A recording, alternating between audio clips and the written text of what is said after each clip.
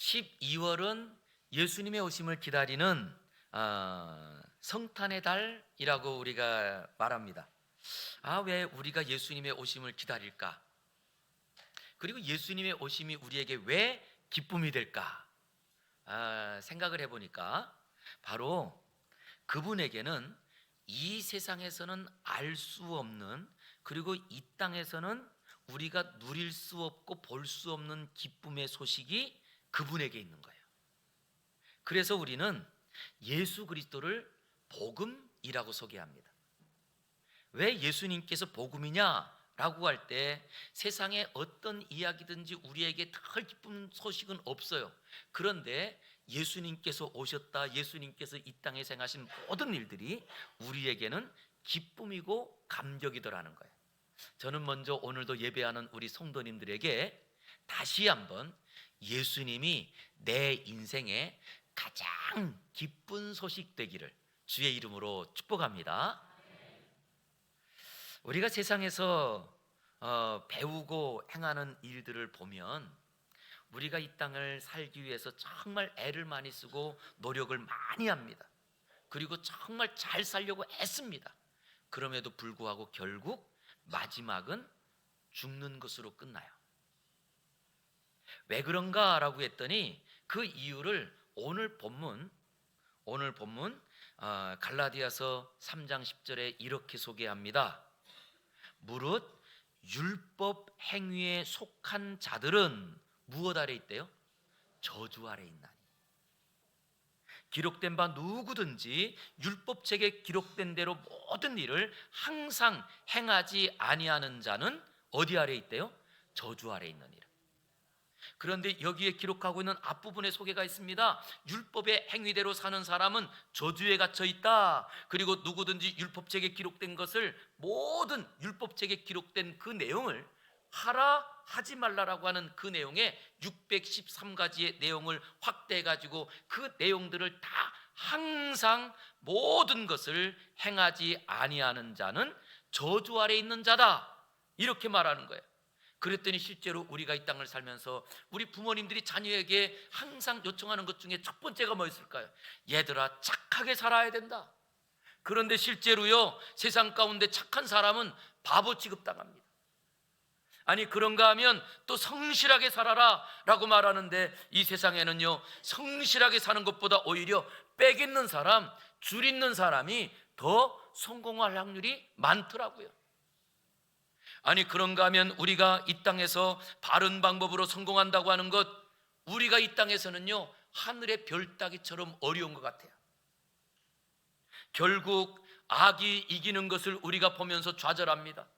악한 사람들이 더 잘 되는 것을 보면서 우리의 마음 가운데도 오히려 더 나도 악하게 살아야지, 이런 마음들이 더 드는 것 같습니다.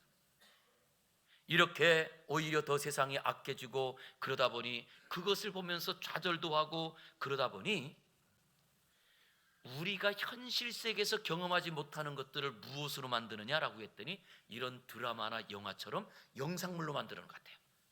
그랬더니 이 드라마나 영화를 보면 주인공들이 보통 보면 착하게 살아요.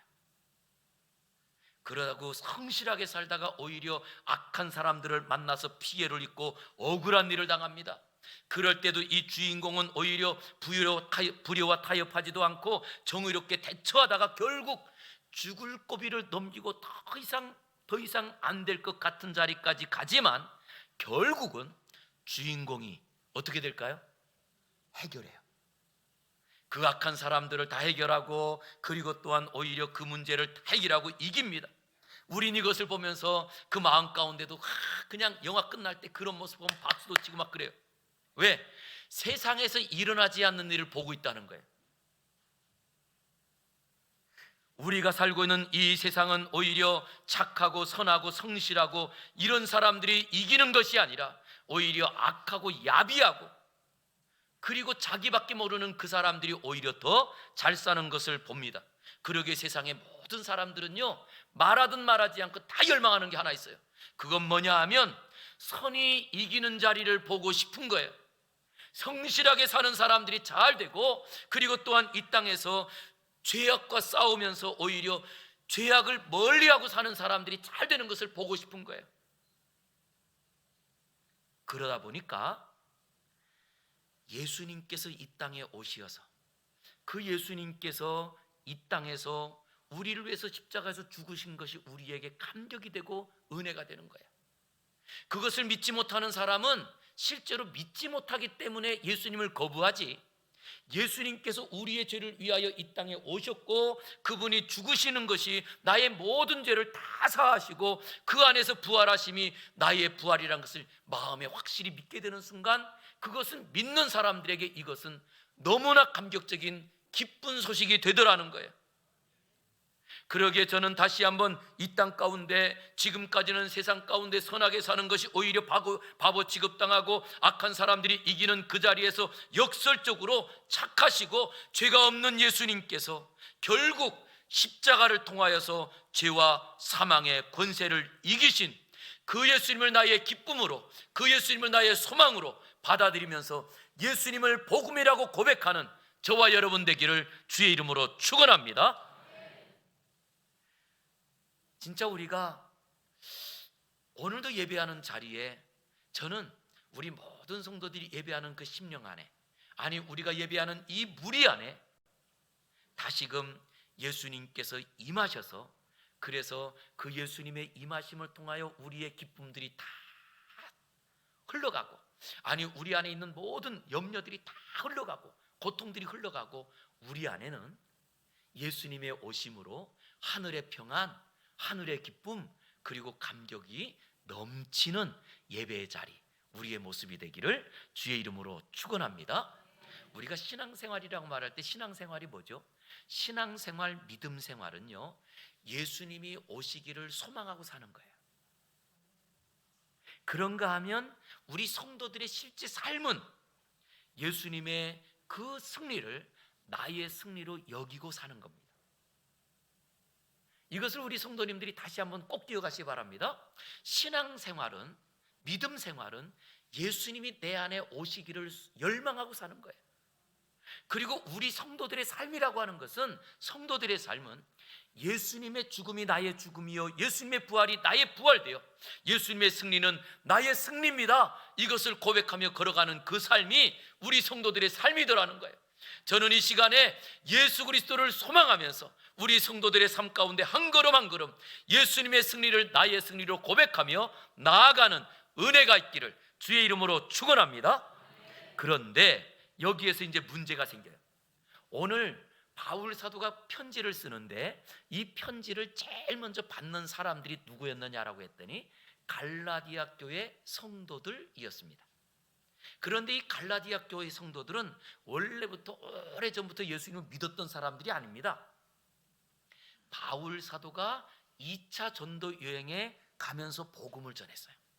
그럴 때 이 갈라디아라고 하는 이 지역은 지금의 터키의 중부 지역인데, 그곳에서 이방 우상들을 섬기고 그리고 또한 과거에 있었던 많은 그 우상들을 섬기는 자리에서 바울 사도가 들어가서 복음을 전했어요.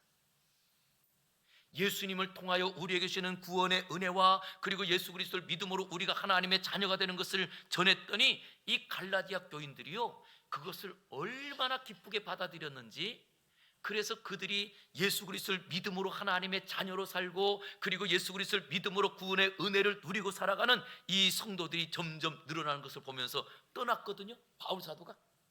그런데 떠나가지고 들려오는 소식을 들으니까 그 교회 성도들이 믿음으로 살던 그 은혜의 자리에서 떠났다는 거예요.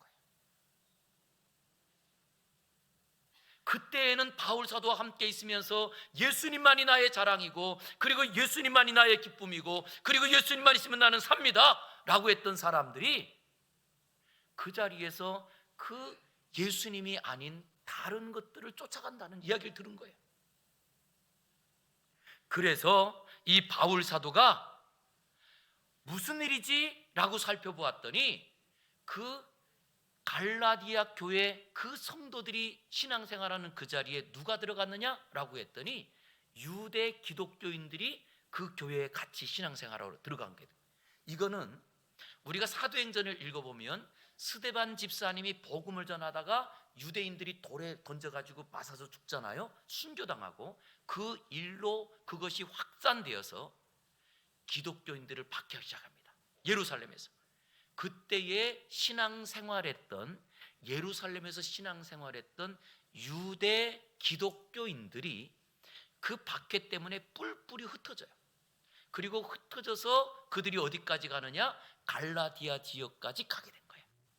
그런데 이 갈라디아 지역에는 유대인들이 없고 이방 사람들로 율법도 모르고 바울 사도가 전해준 예수 그리스도만 믿게 됐던 거예요, 이분들은.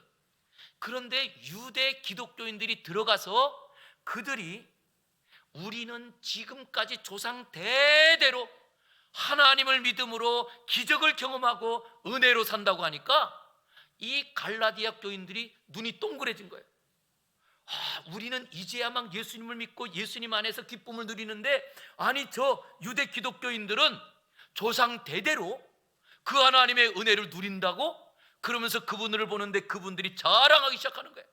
우리는요 태어나서부터 모세 율법을 달달달 외우고, 십계명은 이건 뭐 눈 감고도 다 하고, 왜냐하면 율법 안에, 모세 오경 안에 하라라고 하는 이 계명이 몇 가지냐라고 했더니 하라는 계명이 365가지예요.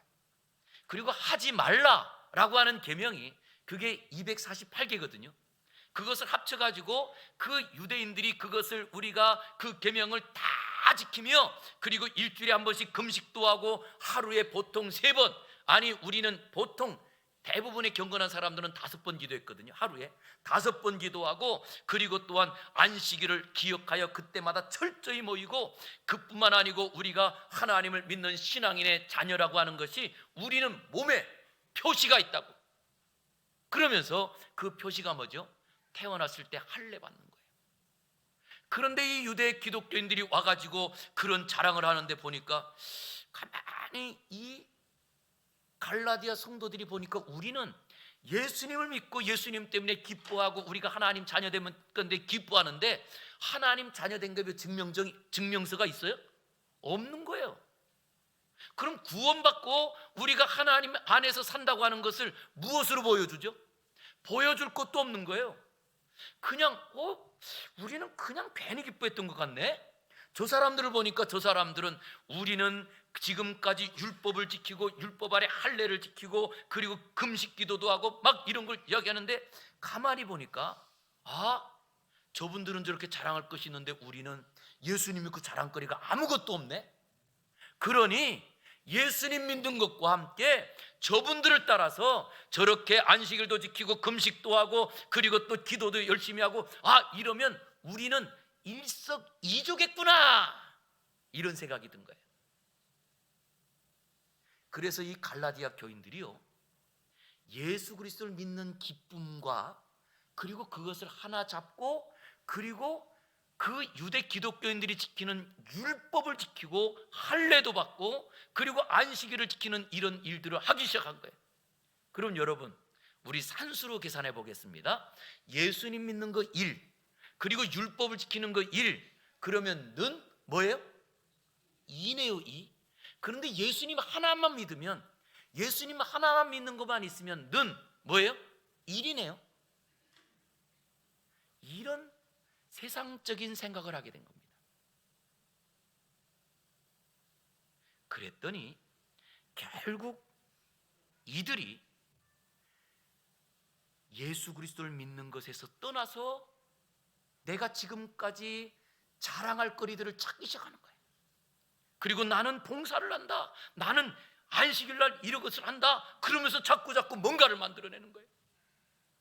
그럴 때 바울 사도가 그 이야기를 듣고는 너무나 속이 상해서, 그래서 이 갈라디아인들에게 편지를 써요. 그 편지의 내용의 앞부분을 보면 갈라디아서 1장 6절을 한번 우리 같이 읽어보겠습니다. 시작. 그리스도의 은혜로 너희를 부르신 이를 이같이 속히 떠나 다른 복음을 따르는 것을 내가 이상하게 여기노라. 바울 사도가 그 교회에 처음 교회도 없을 때 가가지고 예수 그리스도를 증거함으로 그들이 그 예수 그리스도 안에서 기뻐하고 예수 그리스도를 믿음으로 살고 그 구원의 은혜로 살던 그들이 이같이 어떻게 떠났대요? 속히 떠나. 그 믿음의 은혜에서 속히 떠나 다른 복음 따르는 것을 나는 도무지 이해가 안 간다, 이 말이에요. 도무지 이해가 안 간다. 율법을 지키며 율법을 따라 사는 그 유대인들에게 현혹되어서 보니까 자랑하는 것들이 생기니까 좋아 보이거든요. 그래서 이 갈라디아 교인들은 믿음으로 사는 것을 포기하는 사람들이 늘어나고 그 사람들이 점점 많아졌습니다. 그럴 때 이 복음을 전했던 바울 사도는 나는 도저히 너희가 이렇게 다른 복음 따르는 것을 이해할 수가 없다. 왜냐? 복음은 하나거든요. 예수님만이 복음이지 예수님이 아닌 것이 우리에게 복음이 되지 않는다는 사실을 꼭 기억하시기 바랍니다. 그러기에 이 복음은 오직 예수 그리스도 통한 우리에게 승리를 주시는 그 하나님의 은혜요, 그리고 예수 그리스도 통하여 우리에게 주시는 이 자유의 죄사함, 이거 외에는 다른 복음이 없는 거예요. 그러기에 우리 교단 안에도 어떤 교단이 생겼느냐? 순복음이라고 하는 교단이 생긴 거예요. 이 순복음이라고 하는 이 교단은요, 오직 이거밖에 없습니다. 이거 말이에요. 마치 그것이 우리나라에도 우리는 참 너무 가짜가 많은 것 같아요. 그래서 참기름이면 여러분 그냥 진짜 기름 아닌가요? 그런데 그 앞에 뭐가 붙어요? 순참기름. 그런데 거기다 또 말하더라고.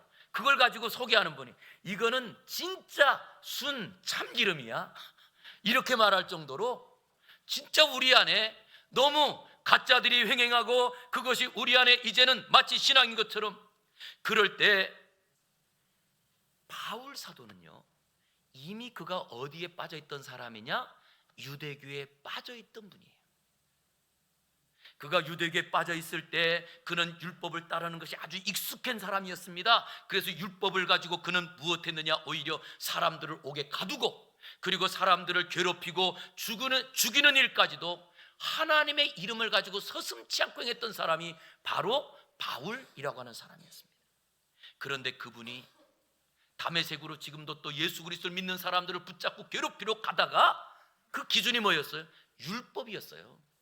그 율법을 가지고 믿는 사람들을 괴롭히러 가다가 부활하신 주님을 만나버린 거예요. 그리고 그의 인생이 바뀝니다. 자기가 지금까지 했던 일이 얼마나 악한 일인지 보게 됩니다. 그리고 그는 누가 되느냐? 그래서 그가 개인적으로 이런 고백을 해요. 내가 율법을 따라 살 때는 폭행자요, 내가 바로 그 박해자의 앞잡이였지만 부활하신 주님을 만난 후에 나는 복음의 빚진 자입니다. 사랑의 빚을 진 자입니다. 이렇게 바뀌어버려요. 우리가 무엇을 따라 사느냐에 따라 우리의 삶은 지금도 폭행자로 살아갈 수가 있습니다. 그러나 믿음으로 사는 사람에게는요, 폭행이 아니라 그 모든 것들을 한 몸에 다 받고 그리고도 괜찮아요. 그러게 바울 사도는 뭐라고 하느냐? 그 성도들을 향하여서 갈라디아서 1장 7절과 8절에 이렇게 말합니다. 다른 복음은 없습니다. 다만 어떤 사람들이 여러분들을 교란하고 미혹하여 그리스도의 복음을 변질시키려고 하는 것뿐입니다. 지금도 우리가 신앙생활하는 자에 이런 일들이 너무나 많습니다. 우리가 교회 안에 올 때는 오직 예수님이 좋아서 왔는데 교회에서 신앙생활 하려니까 이것도 해야 되고 저것도 해야 되고, 그리고 그런 것들이 많은 것들이 오히려 자랑이 되어서 그것을 안 하는 사람을 손가락질합니다. 그리고 비난합니다. 이 모든 것들이 진짜 예수님과 관계가 있을까요? 없더라는 거예요. 이제 연말을 맞이했습니다. 그리고 이제 또 오늘 기획당회도 합니다. 그리고 이제 앞으로 우리가 또 내년을 섬길 분들을 합니다. 그럴 때 정말 목사의 마음 가운데 기도하는 제목은 딱 하나예요. 하나님, 자원하는 분들만 세울 수 있는 교회 되게 해주세요. 자원하는 분들로만. 아니, 그런데 그 자원하는 분들이 우리 교회 500명이면 500명 전부가 다 자원하여서 그 일을 하는 그런 성도들이 됐으면 좋겠어요. 왜냐? 다른 복음이 없고 우리가 무엇인가 내가 봉사를 하고 내가 주일을 예배를 잘 드리고 아니면 또 내가 뭐 어떤 것을 하고 내가 11조를 온전히 드리고 이런 것들이 우리에게 자랑이 되는 순간 예수님이 사라지는 거예요. 예수님이 없는 거거든요. 그런데 우리는 여전히 예수님도 자랑하면서 내가 세상을 자랑한다고 착각하는 거예요. 여기에 빠진 갈라디아 교인들에게 다시 한번 8절에서 이렇게 말합니다. 그러나 우리나 혹은 하늘로부터 온 천사라도 우리가 너희에게 전한 복음 예수 그리스도의 복음 외에 다른 복음을 전하면 어떻게 된대요? 저주를 받을지어다. 이것을 다시 한번 강조해서 9절에 이렇게 소개합니다. 우리 9절 같이 읽어보겠습니다. 시작. 우리가 전에 말하였거니와 내가 지금 다시 말하노니 만일 누구든지 너희가 받은 것 외에 다른 복음을 전하면 저주를 받을지어다.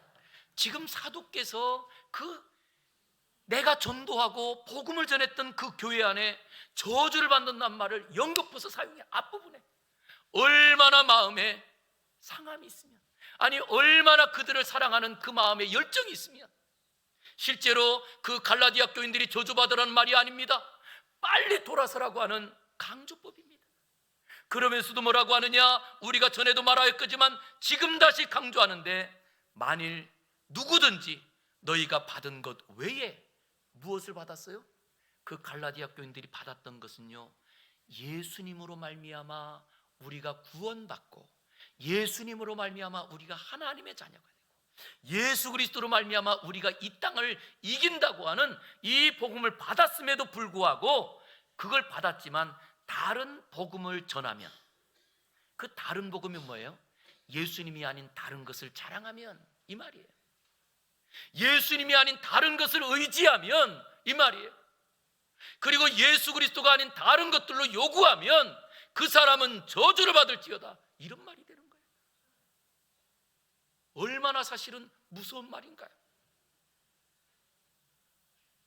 그러기에 다시 한번 우리가 이 땅을 살아가면서 다른 복음이 없고 다른 복음은 결국 죽음의 저주밖에 우리에게 주는 것이 없다는 것을 우리가 기억하면서 다시금 우리가 이 저주를 축복이고 따라가는 일들이 있었다면 돌이키는 은혜가 있기를 주의 이름으로 축원합니다. 사람들이 참, 우리는 오늘도 바울 사도가 그래요. 너희가 왜 그렇게 어리석으냐 라고 말하잖아요. 그런데 참 우리 성도, 우리 사람들이 보면 아니 분명히 예수 그리스도가 아닌 다른 복음을 자랑하고 그러면 여기에는 이 축복이 아니라 저주가 온다는 걸 알면서도요, 오히려 이 저주를 축복으로 여기고 그걸 따라가는 분들이 많아요. 왜 그럴까요? 우리가 믿음으로 여기까지 왔잖아요. 그리고 우리에게는 예수 그리스도 믿는 것이 전부잖아요. 그런데도 가만히 보면 이 갈라디아 교인들을 통해서 보면 믿음으로 구원받고 살지만, 믿음으로 은혜 받고 살지만 우리 안에 없는 게 있어요. 하나. 뭐가 없냐 했더니 믿음으로 사는 사람은요, 내가 자랑할 것이 있어요, 없어요? 없는 거예요. 그러니까 내가 자랑할 것이 없는 삶이 조금 다른 사람을 보고 나를 보면 괜히 허전해 보여요. 그래서 나도 뭔가를 하나 좀 자랑하고 싶은 거예요.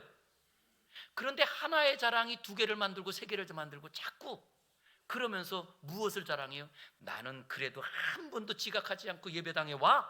뭐 이런 것도 자랑하고, 그리고 성도라면 11조 하는 거 당연할 건데 11조가 뭔가 자랑거리가 되고, 뭐 아니면 우리의 삶에 봉사하는 것이 자랑이 되고, 뭐 이런 것들이 자꾸 자랑거리가 되고, 아니 교회 안에서만 자랑이 아니고 그것이 점점 밖으로 나가서 내가 기도했더니 세상에 우리 사업장이 잘 돼, 부도났더니 그것이 회복돼. 그런데 회복됐던 사람이 또 부도나기도 하더라고요. 실제로 진짜 우리 안에 자랑할 것이 있다면, 그런데 그런 자랑거리들이 신앙도 갖고 있지만 이 신앙 안에서 뭔가 자랑거리들을 갖고 싶은 욕심이 결국 이 복음에서 떠나게 하더라는 거예요. 저는 이 시간에 다시 한번 우리 안에 있는 모든 그 욕심을 십자가에 못 박는 성도들이 되기를 주의 이름으로 축원합니다. 그러게 바울 사도가 뭐라고 확신하느냐? 우리 한번 갈라디아서 3장 11절 우리 같이 한번 읽어볼게요. 시작. 또 하나님 앞에서 아무도 율법으로 말미암아 의롭게 되지 못할 것이 분명하니 이는 의인은 믿음으로 살리라 하였음이라. 할렐루야. 이 땅에서 자신의 행위로 의롭다 인정받을 사람은 단 한 사람도 없다는 거예요. 그러기에 저는 오늘도 우리가 하나님을 아버지로 부르며, 그리고 오늘도 예배하는 것이 내 노력이 아니라 의식적인 결심이 아니라 하나님의 은혜임을 깨닫는 성도가 되기를 원합니다. 그뿐 아니라 지금도 제가 목사로 말씀을 전하는 것도 하나님의 은혜요. 우리가 교회에서 직분을 얻는 것도 하나님의 은혜더라는 거예요. 그래서 바울 사도가 뭐라고 하느냐라고 했더니, 바울 사도가 내가 사도 된 것도, 내가 복음을 전하는 것도 이것은 오직 하나님의 은혜로라, 이렇게 고백하는 거예요. 우리가 지금도 교회에서뿐만 아니고 가정에서 우리 가정이 행복한 것도 내 노력 때문이 아니고 하나님의 은혜요. 우리가 직장생활에 있는 것도 우리가 직장생활 성실했기 때문이 아니라 하나님의 은혜요. 우리가 지금도 이 땅에서 사업한가 누군가 만나 같이 기쁠 수 있는 이 모든 것이 오직 나와 함께 하시는 아버지 하나님의 은혜인 줄 믿습니다. 그러기에 우리가 정말 다시 한번 이것이 은혜라고 고백하는 것이 나와야 되는데요. 그런데 안타깝게도 율법의 저주에 걸린 사람들이 많더라는 거예요. 율법의 저주에 걸린 사람들. 마치 우리 동화에 보면 백설공주가 이 마귀 할멈의 그 저주에 걸려서 잠에 빠지잖아요. 근데 이것처럼 이미 그냥 율법의 저주에 걸린 사람들이 어디 많냐? 실제로는요, 밖에 많지 않고 교회에 많아요. 그러기에 오늘 갈라디아서에서 바울 사도가 저주를 받을지어다, 이런 말을 자꾸 하는 거예요. 그 율법의 저주에서 끊어버리라고 합니다. 왜냐라고 했더니 우리 12절 말씀 보세요. 진짜 그런가? 라고 했더니 율법은 어디에서 난 것이 아니래요? 율법과 믿음은 완전히 분리가 됩니다. 율법과 믿음은 길이 완전히 다른 거예요. 그런데 이 율법을 가지고 강조하고 그것을 가지고 뭔가를 푸시하고 그것을 가지고 강조해서 이걸 해라 저걸 해라, 그리고 안 한 사람 책망하고 잘한 사람 칭찬하는 모든 것들은 믿음이 아니더라는 거예요. 믿음이 아니다 라고 하면서 뭐라고 하느냐? 율법을 행하는 자는 어디서 산대요? 율법을 행하는 자는 율법 가운데서 산다는 거예요. 그랬더니 지금도 우리가 신앙생활하는 자리에도 우리가 율법 안에 있는 사람은요, 그 율법에 갇혀서 내가 뭔가 하면 잘했다 괜찮다 이러고 살고요, 그게 좀 안 되면 그것 때문에 푹 빠져서 살아요. 이게 바로 율법 안에 산다는 말이에요. 우리는 날마다 이런 삶에서 빠져나오지 못하고 그 저주에 걸려서 교회 안에서도 올해 내가 또 뭔가 좀 했구나, 내가 또 찬양대도 하고 교사도 하고 아니면 봉사도 했구나, 그것에 대한 만족, 여기에 빠져서 살더라는 거예요. 그러나 실제로는 우리가 예배하는 자리에도 율법적인 종교생활하는 분이 있고요, 그러나 그것이 아닌 복음 안에서 은혜 안에 복음으로 사는 성도로 구분이 따로 되더라는 거예요. 이분들은 내가 봉사하는 자리에도 내가 봉사한 것에 대해서 내가 아니라 예수 그리스도만 드러나면 다 된 거예요. 밥 안 먹어도 상관없고 굶어도 괜찮아. 왜? 나를 통하여 예수님 드러나는데 이것보다 좋은 게 어디 있어요? 그런가 하면 우리가 봉사하는 자리에도 나를 몰라줘도 아무렇지 않아요. 왜냐? 내가 그것을 통하여 예수님을 아는데, 예수님도 이 땅에 오셔서 가족도 예수님을 모르고 제자들도 예수님 몰라 팔아버렸으니까 얼마나 감사해요. 이것이 바로 신앙생활하고 예수 그리스도를 닮아가는 성도들이더라는 거예요. 그러나 내가 있던 것을 알아달라고 말하고 이것을 몰라주는 것 때문에 우울하다면 우리는 종교생활이더라는 거예요. 그것이 우리 안에 얼마나 만연한가요? 그러기에 저는 다시 한번 우리 성도들이, 내가 지금 오늘도 예배당에 올라와서 하나님께 예배하는데 나는 율법적인 종교생활을 하고 있는가, 아니면 은혜에 감사하는 복음 생활을 하고 있는가? 라고 하는 것을 점검하는 지혜로운 성도들이 되시기를 주의 이름으로 축원합니다. 우리의 삶은 두 가지가 분명하더라는 거예요. 율법적인 삶과 그리고 복음으로 사는 삶. 그런데 왜 우리가 율법에 빠진 삶이 아닌 율법의 저주에서 벗어나 복음의 삶을 살아야 되느냐라고 했더니, 그 복음으로 사는 사람에게는 아까 제가 처음에 말씀드렸잖아요. 복음이신 예수님, 그리고 예수 그리스도를 통하여 내 모든 죄가 사함받고 예수 그리스도를 통하여 우리가 죽는다 할지라도 살아나는 그 은혜를 믿고 그 복음 안에서 믿음으로 사는 사람에게는 무엇이 있느냐? 하나님의 약속이 있더라고요. 그 사람에게만. 저는 우리 모든 성도님들이 그래서 다시 한번 하나님 앞에, 아버지, 내 율법적인 생활들을 다 끊어버리고 다시금 믿음으로 살겠습니다, 결단했으면 좋겠어요. 왜냐? 이 복을 받았으면 좋겠어요. 그 복이 뭐냐? 그거 두 가지 알려드리려고 하거든요. 자, 우리 오늘 본문 14절의 전반부입니다. 한번 읽어보겠습니다. 시작.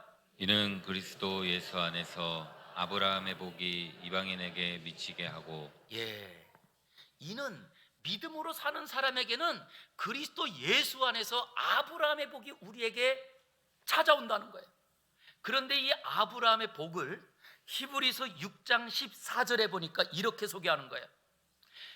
이르시되 내가 반드시 너에게 복주고 복주며 너를 번성하게 하고 번성하게 하리라 하셨더니 아브라함이 그 복을 받았더라는 거예요. 할렐루야. 아브라함이 받은 복이라면 저와 여러분도 받을 수 있는 자격이 있는 줄 믿습니다. 그런데 이 복을 믿음으로 사는 사람에게 주시는데, 오늘 본문에 보니까 아브라함에게 주신 복을 요약해가지고 뭐라고 그랬죠? 복주고 복주며 번성케 하고 번성케 하리라 라고 했잖아요. 그것에 대한 원문이 어디냐라고 했더니 창세기 12장 2절부터 3절인 거예요. 하나님께서 아브라함을 부르실 때 하나님께서 아브라함에 약속하신 내용인데요, 먼저 하나님이 아브라함에게 이렇게 약속합니다. 내가 너로 큰 민족을 이루고 내가 내게 복을 주어 내 이름을 창대하게 하리니 너는 무엇이 된대요? 복이 될지라. 너는 복이 될지라. 그리고 3절에 말합니다. 너를 축복하는 자에게는 내가 복을 내리고 너를 저주하는 자에게는 내가 저주하리니 땅의 모든 족속이 너로 말미암아 무엇을 얻는데요? 복을 얻으리로다. 할렐루야. 이 아브라함의 복, 이것은 다른 말로 말하면 한마디로 쉽게 설명드릴게요. 한번 따라할게요. 아브라함의 복은 절대 망하지 않는 복이다. 할렐루야. 이걸 함축해서 쫙 줄이면 그 얘기더라고요. 왜 그런 얘기냐라고 했더니 하나님 뭐라고 하십니까? 내가 너로 큰 민족을 이루고 복을 이루어 내 이름을 창대하고 너를 복의 근원이 되게 해주는데, 너를 축복하는 사람은 내가 복을 내리고 너를 저주하는 사람은 내가 저주하리니 땅의 모든 족속이 너 때문에 복을 얻을 것이라. 그러면서 하나님께서 힘주어서 복주고 복주고 번성케 하고 번성케 하라. 누가 약속한 거예요? 하나님. 그런데 이 복이 언제 이루어지는 줄 아세요? 예수님이 이 땅에 오심으로 그 복이 완성됩니다. 예수님이 이 땅에 오심으로. 우리가 이 성탄의 계절에 예수님이 오시길 고대하는 이유가 여기 있는 거예요. 왜냐라고 했더니 예수님께서 이 땅에 오셔서 아브라함에 주셨던 복이 어떤 복인지를 소개하는데, 그 복의 마지막이 예수님이 이 땅에서 오해받고 박해받고 결국은 제자들에 팔려서 십자가라고 하는 가장 고통스러운 사형틀에서 돌아가셨어요. 그런데 그 예수님이 3일 만에 살아나십니다. 할렐루야. 그리고 우리에게 말씀하시는 거예요. 믿음으로 사는 사람은 예수 그리스도와 같이 예수 그리스도 안에서 아브라함의 복, 절대 망하지 않는 복을 누리느니라. 할렐루야. 저는 이 시간에 우리 성도님들이 믿음으로 살아야 될 이유, 예수님만 나에게 가장 중요하고 예수님의 아무것도 중요하지 않아야 되는 이유, 반드시 내가 망하지 않고요, 내가 망하지 않는 자리에 자손 천대까지 하나님께서 망하게 하지 않을 줄 믿습니다. 그래서 우리가 믿음으로 사는 일에는요, 목숨 걸어야 되는 거예요. 왜냐? 거기에서 다른 길로 빠져서 내가 교회 생활하고 하면서도 이것 자랑하고 저것 자랑하고 사업 자랑하고 뭐 자랑하다가 그 복을 다 잃어버렸거든요. 저는 우리 성도님들이 절대 망하지 않는 이 복을 누리고, 두 번째 있는 복인데요, 또 두 번째 있는 복은 14절 후반부에 또 있어요. 또 한번 읽어보겠습니다. 시작. 또 우리로 하여금 믿음으로 말미암아 성령의 약속을 받게 하려 함이라. 예, 믿음으로 말미암아 무엇을 받는다고요? 성령의 약속을 받게 하려 함이라.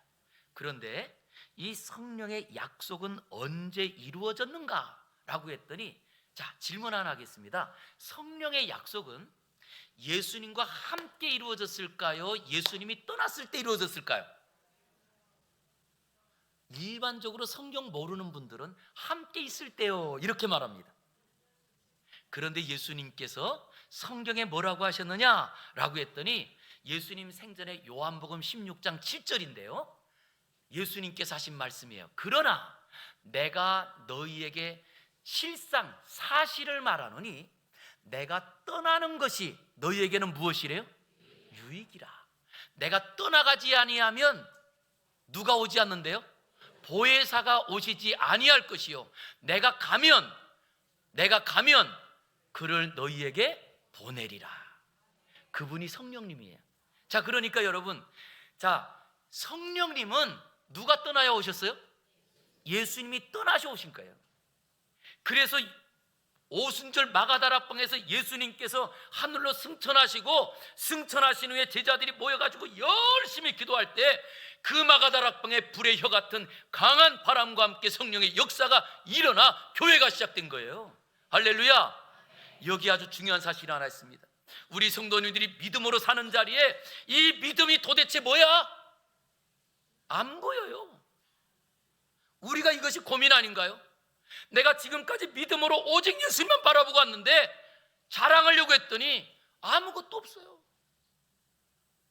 그러다 보니 마치 우리가 안갯길을 가는 것 같고, 그리고 지금 내가 정말 믿음으로 살았는데도 불구하고 내 앞에 재난이 닥치고 아니면 내 앞에 질병이 닥쳤을 때 캄캄해요. 그럴 때 믿음으로 살았던 사람들은 그때의 성령님이 임하시더라는 거예요. 할렐루야. 그래서 우리가 믿음으로 살아야 되는 거예요. 언제냐? 우리가 좋을 때가 아닙니다. 예수님께서 떠나신 그 자리에 성령의 약속이 이루어지는 것처럼 우리의 심령 가운데도 믿음으로 살다가 갑자기 어려운 일 당해서 믿음이 없는 것 같고 내가 어떻게 살아야 될지 모르겠고, 이런 자리에 믿음으로 살았던 사람들에게는 성령의 약속이 이루어지더라는 거예요. 그랬더니 여러분 어떤가요? 믿음으로 살아야 되지 않겠나요? 그래서 여러분, 세상이 뭐라고 유혹해도 에이, 그까짓 거 별거 아니야. 그리고 그것을 뿌리치는 성도가 되기를 주의 이름으로 축원합니다. 세상 모든 사람들이 아니고 우리 교회 안에서도 거꾸로 누가 자랑할까요? 사실은 교회에서 자랑하는 분들은 대부분 교회를 오래 다녔던 분들, 그리고 교회에서 직분을 얻었던 분들, 교회에서 봉사를 많이 하는 분들이 더 자랑할 거예요. 그럴 때 저는 정말 우리 성도님들 그 섬김의 자리 얼마나 귀해요. 그것을 정말 주님 앞에서 귀하게 쓰여질 그 아름다운 보화를 돌멩이로 바꾸지 않았으면 좋겠어요. 왜냐? 그것이 자랑거리가 아니고, 내가 지금도 봉사할 수 있는 이유, 내가 예배 드릴 수 있는 이유, 내가 주님 앞에서 헌금할 수 있고 뭔가 할 수 있는 모든 이유는 내가 예수 그리스도 안에서 하나님의 자녀가 되었고 구원받았기 때문에 감사로 드리는 것 외에는 우리에게 자랑이 없다는 사실이에요. 저는 그러기에 다시 한번 우리 모든 성도들 절대 흔들리지 마시고, 아니 절대 치우치지 마시고 다시금 믿음으로 살리라, 이거 날 갖고 일어나서 하나님께서 주시는 절대 망하지 않는 아브라함의 복을 누리시고, 우리의 마지막 정말로 이제는 믿음이 무엇인지 모를 수 있는 그런 캄캄한 시절에 성령의 거룩한 은혜가 충만한 성도들로 일어나시기를 주의 이름으로 축원합니다. 기도하겠습니다. 거룩하신 아버지 하나님, 감사합니다. 오늘도 우리가 믿음으로 사는 것이 얼마나 복인지 우리의 심령에 새기게 하셨사오니 주여, 믿음의 걸음을 포기했던 우리의 걸음을 다시 걸을 수 있도록 도와주시옵소서. 세상의 모든 자랑과 우리 믿음의 봉사의 모든 것들의 자랑이 그치게 하시고 예수님만이 나의 자랑되게 하여 주시옵소서. 예수님 이름으로 기도 올리옵나이다. 아멘.